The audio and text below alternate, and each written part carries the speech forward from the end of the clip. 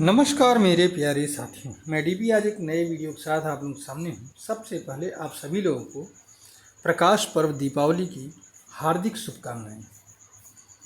उम्मीद करता हूँ कि यह दिवाली आप लोगों के लिए खुशियों से भरी होगी और साल भर आपको खुशियाँ और समृद्धि मिलती रहेगी।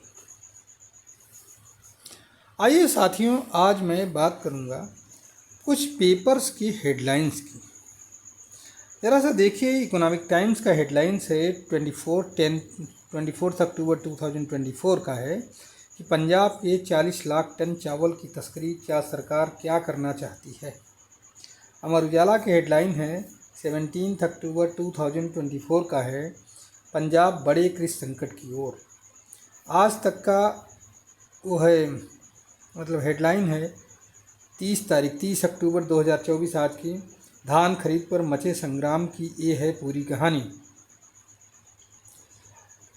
टाइम्स ऑफ इंडिया का 21 अक्टूबर 2024 का हेडलाइन है कि पंजाब के चावल मिलर्स ने धान खरीद संकट के बीच 6000 करोड़ रुपए के मुआवजे की मांग की। अब सवाल यहाँ पर क्या है? सवाल ये है कि पंजाब में धान खरीद नहीं हो पा रही है। किसान धान काट लिए हैं, घर में रखा हुआ है, लेकिन उसको कोई खरीद नहीं रहा है। क्यों नहीं खरीद रहा है? पंजाब में ही नहीं, पूरे देश में ये तीनों जो कृषि कानून आए थे, इसको वापस लेने के बाद में भी पुरानी व्यवस्था लागू है। अर्थात धान की खरीद आपको आपके अपने ज़िले के किसी धान खरीद सेंटर पर या आढ़तियों के द्वारा की जाएगी। अगर आढ़ती नहीं लेगा तो आपका धान पड़ा रह जाएगा, कहीं कोई और नहीं ले सकता है।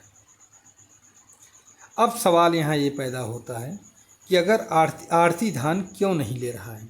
अच्छा, आप लोग यहाँ सोचते होंगे कई बार कि हम तो जाते हैं मिल पर दे आते हैं।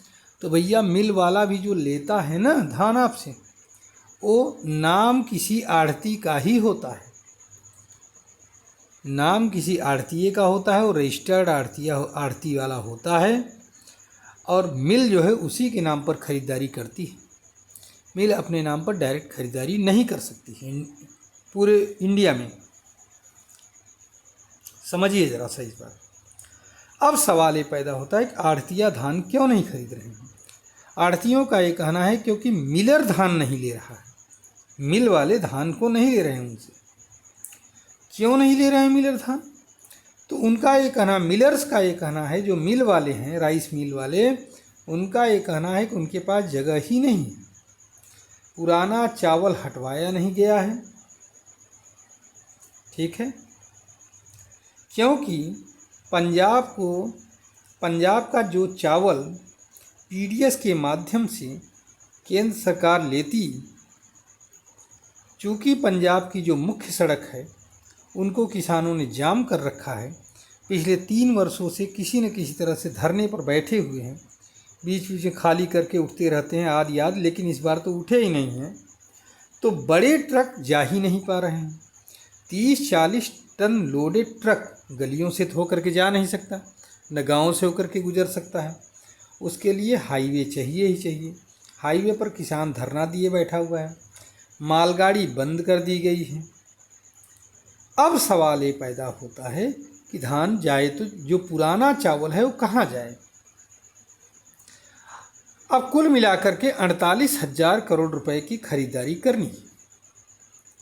35,000 करोड़ रुपए की केंद्र सरकार खरीदारी करता है, बाकी 13,000 करोड़ रुपए की राज्य सरकार करती है। खरीदने वाली जो संस्थाएं हैं वो क्या हैं? Punsup, Pungrain, Markfed, state warehousing corporation, FCI, food corporation of India, ये सब है। आप समझिए ज़रा सा, पूरी कहानी समझिए। अब सवाल यहाँ पर ये भी है, एक चीज़ और है कि बड़े बड़े प्राइवेट सिलॉस होते हैं भंडारण के केंद्र। सरकार के पास इतने बड़े बड़े भंडारण केंद्र नहीं हैं। तो इसमें प्राइवेट सिलॉस की बड़ी भूमिका होती है।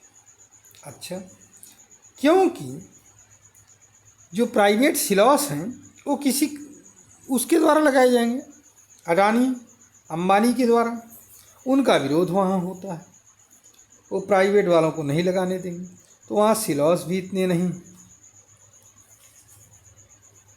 अब समझ रहे हैं पूरी कहानी।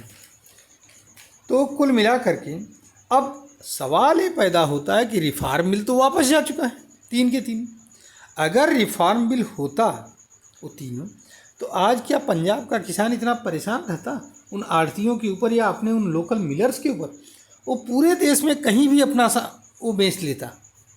पंजाब में न सही हरियाणा में बिक जाता, हरियाणा में न सही एमपी में बिक जाता, कहीं ना कहीं। मतलब कुल मिला करके मेरा ये मतलब है कि पूरे इंडिया में कहीं ना कहीं ऑनलाइन कॉन्ट्रैक्ट करके और कहीं ना कहीं वो बेच लेता।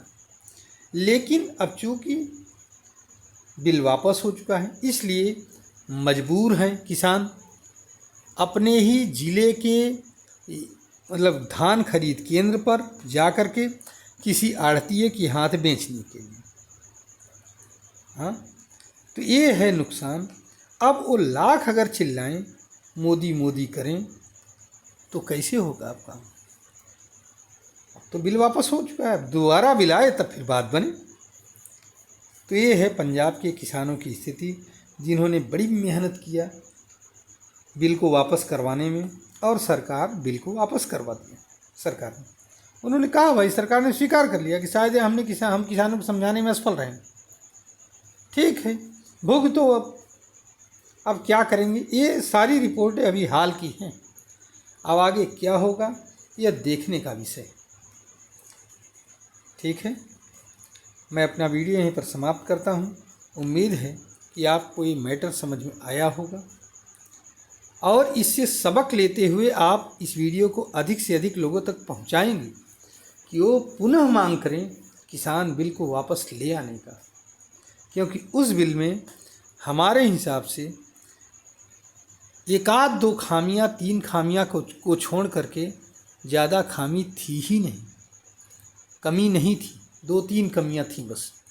वो तो कभी उस पर चर्चा करेंगे तब बताएंगे कि क्या कमियां थी। लेकिन फ़िलहाल के लिए वो बिल हमारा सर्वोत्तम था। अगर वो बिल होता तो आज पंजाब का किसान इस तरह से परेशान न हो रहा होता। धन्यवाद, नमस्कार, जय हिंद, जय भारत, वंदे मातरम। फिर से एक बार दिवाली की आप सभी को बहुत बहुत शुभकामनाएं, अपार शुभकामनाएं। पुनः एक बार नमस्कार।